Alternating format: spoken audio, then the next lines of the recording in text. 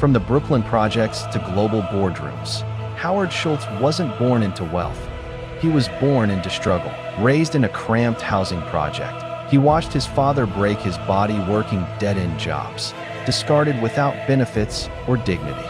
That image, etched into his soul, would become the fire that fueled a mission much bigger than coffee. This isn't just a story about a man who made billions. It's the story of a boy who swore he'd never let anyone feel powerless again. It's the story of how one cup of coffee became a revolution, a ritual, a religion. This is the story of Howard Schultz. Chapter 1. Brooklyn Grounds. In the heart of Brooklyn's Canarsie neighborhood, the clatter of subways and the hum of working-class life filled the air like a restless symphony.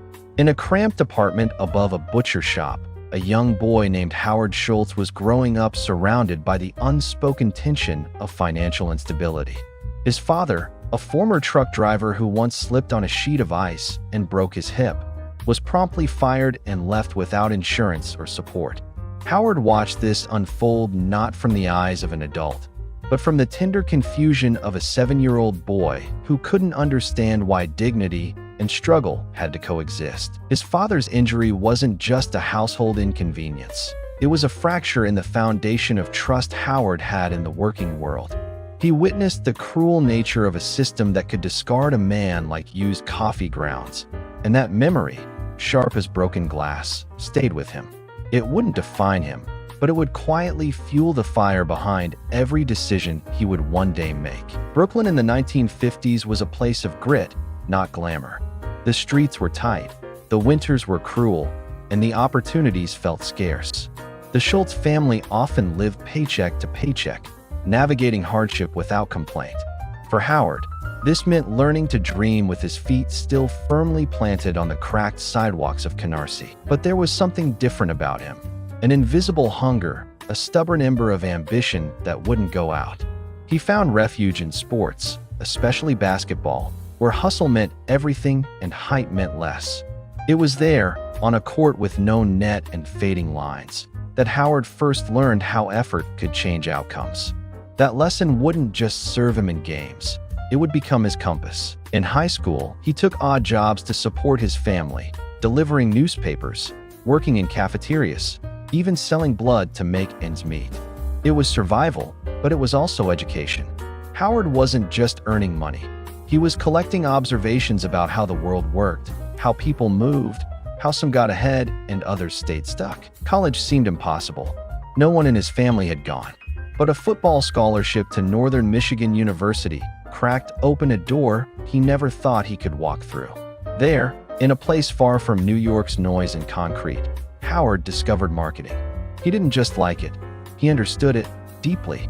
The idea of telling stories to move people, of creating emotion through a product, lit something in him that basketball never could. He was still poor, still hustling, but now he had direction. Every borrowed textbook and every cold meal became a stepping stone. His story was no longer about survival. It was about building something better, not just for himself, but for people like his father. What Howard Schultz didn't know yet was that one day, he would serve millions of people something warm in a cup. But more than that, he would serve them a place, a moment, a feeling. He would take the pain of a broken past and brew it into purpose. Brooklyn was where the story started, but it was far from where it would end. Chapter 2. The Cup Before the Empire. After college, Howard Schultz didn't return to Brooklyn with fanfare or certainty. He returned with a degree, an enormous sense of debt, and that same gnawing hunger he carried as a kid. He started working at Xerox, selling office equipment. The job was stable, the paycheck decent, but something felt off. Xerox was a machine, not just in product, but in culture. Every day was another cog turning, another quota, another beige office.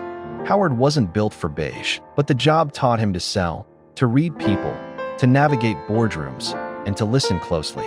Still, he wanted more. He wanted a product that connected, not one that simply printed. That's when he found a tiny housewares company called Hammerplast, a Swedish firm that sold coffee makers. He jumped on board as the director of U.S. operations, despite it being a modest title in a modest company. But there was something electric in selling coffee gear. It felt warmer, closer to people's rituals. And one tiny client on the West Coast kept catching his eye, a small coffee bean store in Seattle. They only had a handful of locations. They weren't flashy, but they were passionate. Their name? Starbucks. Howard couldn't ignore them. The founders, Jerry Baldwin, Zev Siegel, and Gordon Boker, weren't chasing scale. They were chasing purity. They imported high-quality beans. They believed coffee was sacred. To Howard, it was a philosophy more than a business. He flew across the country just to meet them. Seattle was gray, wet, and colder than Brooklyn. But inside Starbucks, there was something Howard couldn't explain. A smell, a texture, a reverence. It wasn't just a store. It felt like a temple to coffee. And to Howard, it was love at first sip. In 1982, after persistent convincing, the founders brought Howard Schultz on as director of marketing. It wasn't glamorous. Starbucks was still tiny, but it was his first step into a world he would one day dominate. He got to work immediately. He wasn't content just selling beans. He wanted a craft experience. One afternoon, on a trip to Milan, everything changed. Howard stood in awe inside a small Italian espresso bar. It was packed with people talking, laughing, reading, espresso flowing like wine, baristas moving like artists. It wasn't just coffee, it was culture. It was community. In that moment, Howard saw Starbucks not as it was, but as it could be. He didn't just want to sell coffee. He wanted to sell a third place between home and work. A ritual, a comfort, a heartbeat in the middle of busy lives. He came back lit up like a bonfire, pitching the idea to the founders. Let's turn Starbucks into a cafe. Let's serve espresso. Let's bring Italy to America. But the founders resisted. They didn't want Starbucks to become a chain. They weren't interested in becoming baristas or building lounges. They were purists, and Howard was a visionary. Two paths, two philosophies, and they were no longer aligned. Howard faced a hard decision: stay loyal to the dream of others, or risk everything to pursue his own. So he left, but he wouldn't be gone for long. Chapter 3: Brewing the Dream. Howard Schultz had left Starbucks, but not out of defeat. He left with fire in his chest. The Italian espresso bars haunted him. He saw them in his sleep, in reflections, in the bottom of every cup. He didn't just want to build a business. He wanted to transform how Americans drank coffee, how they experienced it, how they felt about it. But there was one big problem. He had no money. He started pitching investors with the passion of a preacher, walking into boardrooms with nothing but a dream and a few coffee-stained photographs of Italian bars. Over 200 people rejected him. Some laughed. Others didn't get it. Coffee is just coffee, they said. But Howard wasn't selling coffee. He was selling connection, belonging, moments. Finally, he scraped together enough to launch his own coffee shop, Il Giornale, named after an Italian newspaper. It opened in 1986 and was everything he imagined. Italian music played softly. Baristas wore bow ties. People didn't just come for caffeine, they came for the experience. And it worked. Lines formed. Customers lingered. Howard had built his first third place. Meanwhile, Starbucks, the original store he had once fallen in love with, was still selling beans and equipment, resistant to change. But times were shifting. The founders realized they had gone as far as they could, and that perhaps, just maybe, Howard had been right all along. In 1987, they offered to sell. Howard didn't blink. He raised $3.8 million in capital, leveraged every relationship he had, and bought Starbucks outright. Just like that, the student became the master. Starbucks was no longer a quiet supplier of beans. It was about to become a global cathedral of coffee. But scaling a dream isn't romantic, it's ruthless. Howard had to turn inspiration into infrastructure. He trained baristas, designed store layouts, mapped expansion plans. He obsessed over every detail, from the curve of the cups to the smell in the air. It had to feel authentic, but scalable, personal, but universal, like Milan, but also like New York, Chicago, or Minneapolis. He opened new stores at breakneck speed. 10 became 50. 50 became 100. People didn't just buy lattes, they bought into a feeling. That familiar green logo began popping up on street corners like modern-day campfires. A place to gather, a place to pause. But success brought critics. Some called it artificial. Others said it was turning ritual into routine. But Howard didn't flinch. He believed that in a world moving too fast, people needed anchors. And if a perfectly foamed cappuccino could be that anchor, even for 10 minutes, it was worth it. From selling coffee makers to owning the very company that had once turned him away, Howard Schultz was no longer dreaming. He was building. And with every store that opened, he wasn't just expanding a business. He was rewriting the culture of an entire country, one cup at a time. Chapter 4. From Corner Coffee to Corporate Giant. By the early 1990s, Starbucks wasn't just a place, it was becoming an empire. Howard Schultz had taken a modest chain of coffee shops and lit a fire under it. With each passing month, new stores opened across cities like Chicago, Los Angeles, Boston. The growth was explosive, but it wasn't accidental. Howard was obsessed with consistency. Every store had to smell the same, sound the same, feel the same. He created manuals so detailed they described the angle of the chairs and the volume of the music. Training programs were rigorous. A Starbucks barista wasn't just pouring drinks, they were representing a culture. The vision was clear: create the third place between home and work. Somewhere familiar, comfortable, and human. But scaling human connection is tricky. With growth came tension. Investors wanted more stores, faster. More revenue, more product lines. The original Italian soul risked getting lost in the corporate caffeine rush. To Howard, this wasn't just a brand, it was personal.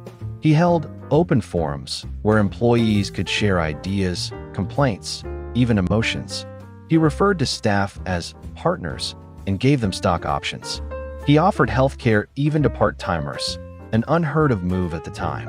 He wanted to prove that a company could grow without losing its soul. But reality bit back. With Wall Street breathing down his neck, new initiatives began rolling out: bottled drinks, frappuccinos, merchandise, music CDs. Suddenly, the espresso bar was sharing shelf space with coffee-scented candles and branded mugs. Some early fans whispered that Starbucks was selling out. But Howard saw it differently. He was protecting the dream by making it invincible. Internally, the company became a machine. Data-driven, expansion-obsessed. Analysts monitored customer behavior, foot traffic, and even how long a customer sat before leaving. The intimate coffee ritual was becoming a science. Still, customers came. In droves. They made it part of their routine. Morning meetings, first dates, job interviews. The green siren logo became a symbol of something more than coffee. It was a daily pause in the madness of modern life. By the end of the decade, Starbucks had gone public. The stock soared. Howard Schultz was hailed as a visionary, a genius who had redefined coffee and made it aspirational. But success came with shadows. Some stores began to feel more sterile. Critics accused the brand of gentrifying neighborhoods, of killing local cafes, of becoming the very thing it had once rebelled against. Howard knew the risk. He often said, "Growth for growth's sake is the ideology of the cancer cell." He wanted impact, not just scale. But he was also in love with building, and that tension between soul and system would never fully disappear. Starbucks was now a global juggernaut, and Howard Schultz wasn't just a businessman anymore. He was a cultural architect, shaping how millions experienced a single cup of coffee. And deep down, he knew this was just the beginning. Bonus 1. The smell of success and the hidden crisis. In the mid-2000s, Starbucks was booming. Stores were opening so fast, it became a running joke. Soon they'll open one inside another. But amid the clinking espresso cups and record stock prices, something strange happened. Something Howard Schultz never expected. The coffee smell disappeared. It sounds trivial, but for Howard, it was devastating. During a routine store visit, he noticed it immediately.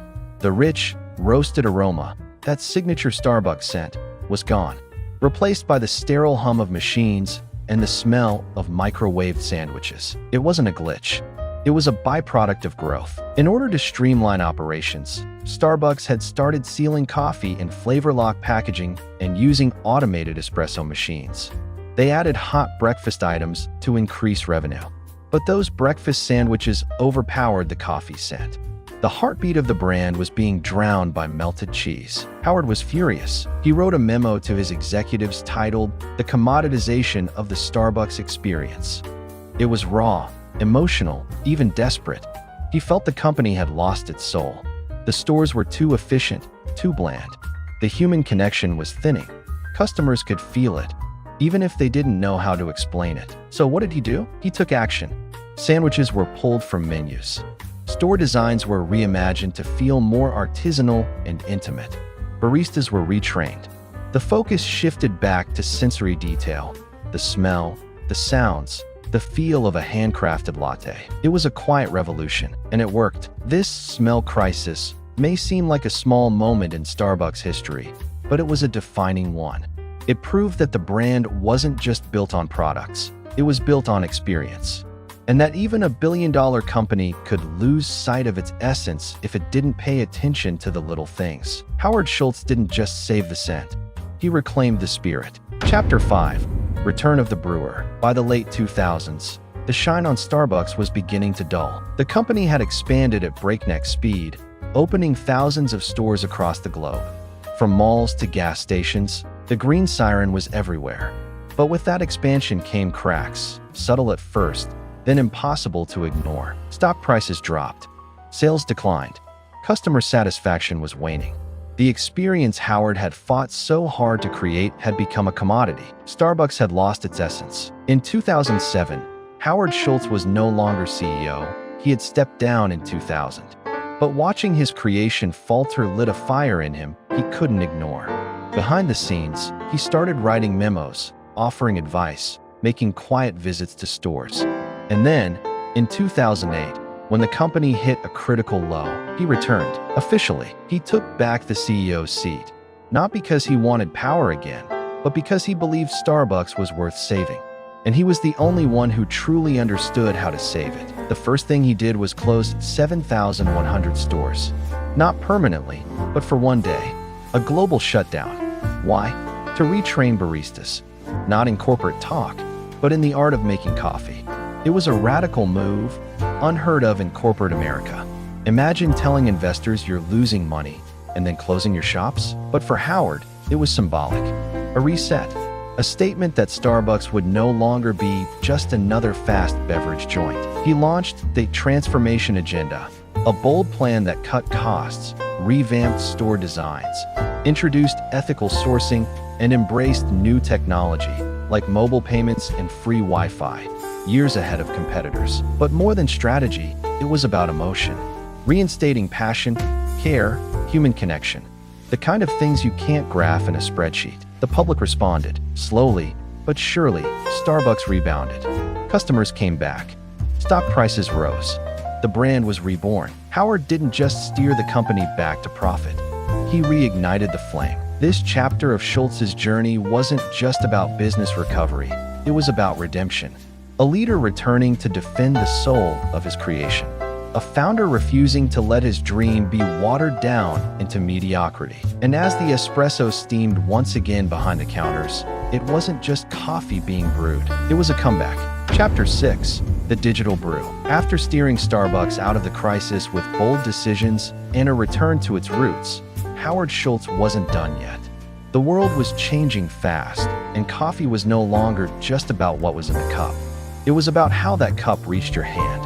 The digital revolution was reshaping every industry, and Schultz knew that the coffee giant couldn't afford to stand still. He began by investing heavily in technology, not to replace human interaction, but to enhance it. Schultz believed that the future of Starbucks relied on meeting people where they were, and more often than not, that meant in the digital space. In 2009, Starbucks launched a mobile app, far ahead of most retail giants. What began as a simple loyalty program quickly transformed into a digital ecosystem that would later define the brand. Customers could now pay with their phones, collect rewards, order ahead, and skip the line. It wasn't just about speed, it was about convenience meeting personalization.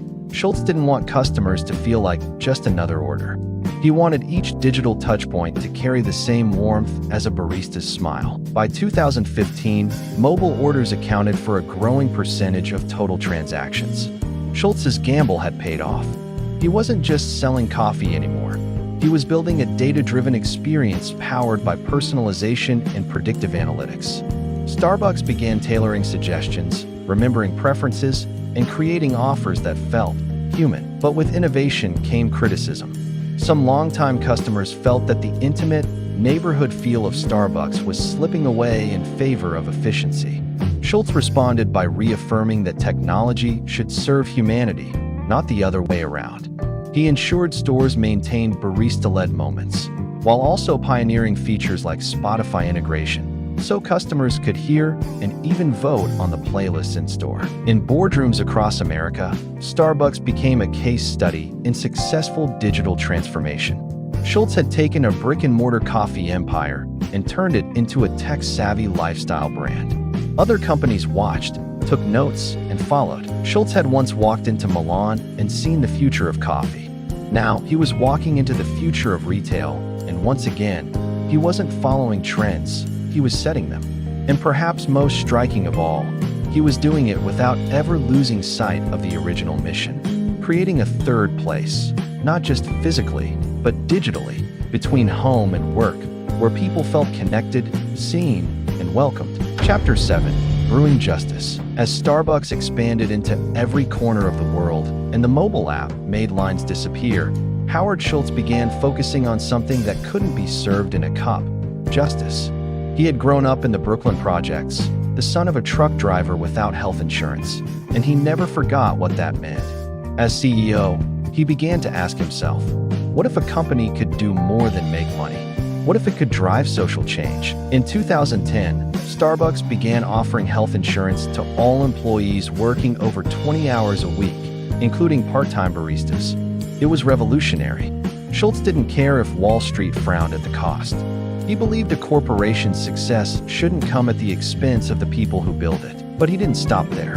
He launched a college tuition reimbursement program, giving thousands of Starbucks employees access to higher education through a partnership with Arizona State University. It wasn't just a benefit, it was a signal: we believe in you. By the mid-2010s, the world was on fire with racial and political tension. Schultz took a bold step, launching initiatives like Race Together, encouraging conversations about race and inequality inside stores. Critics called it tone-deaf, even performative. But Schultz stood firm: we can't be bystanders. He publicly advocated for gun control, marriage equality, immigration reform, and support for veterans. Starbucks hired thousands of military veterans and pledged to hire more.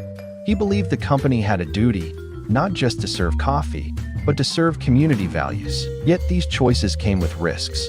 Protesters boycotted the stores. Some shareholders grumbled. But Schultz wasn't running for popularity. He was running toward a vision. A company, he believed, should be a platform for humanity. In boardrooms, his stances were controversial. In communities, they were polarizing. But in history books, they might be remembered as trailblazing. Schultz wasn't perfect, and he didn't claim to be. But he kept showing up, trying to prove that a company could scale and still care. In a world where CEOs often hide behind metrics, Schultz stood on the front lines of culture, believing the greatest return on investment was dignity. For him, the true purpose of Starbucks wasn't just profit, it was impact. And that might be the boldest brew he ever made. Bonus 2. The cup that nearly changed everything. In the mid-2000s, Howard Schultz began to notice something odd.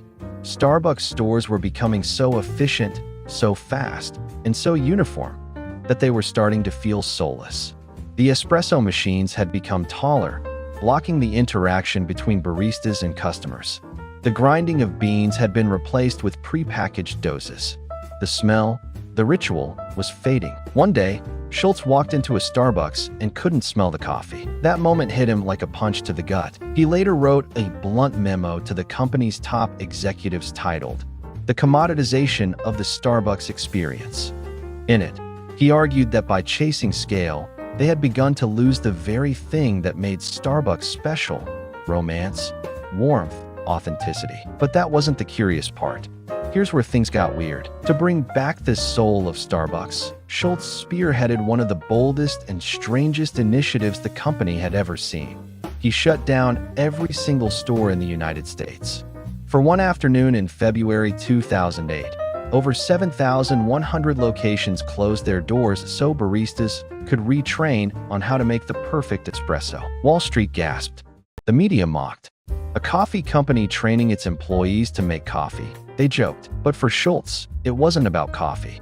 It was a symbolic reset, a ritual purification, a reminder that behind every cup was a person, a moment, a memory. That single afternoon cost Starbucks millions, but it reignited the passion in thousands of employees and reminded customers that they weren't buying coffee, they were buying connection. It was one of the boldest moves in corporate history, and perhaps the only time in modern capitalism that a brand admitted, "We lost our way, and we're willing to stop the machine to fix it." In the end, the smell of coffee came back.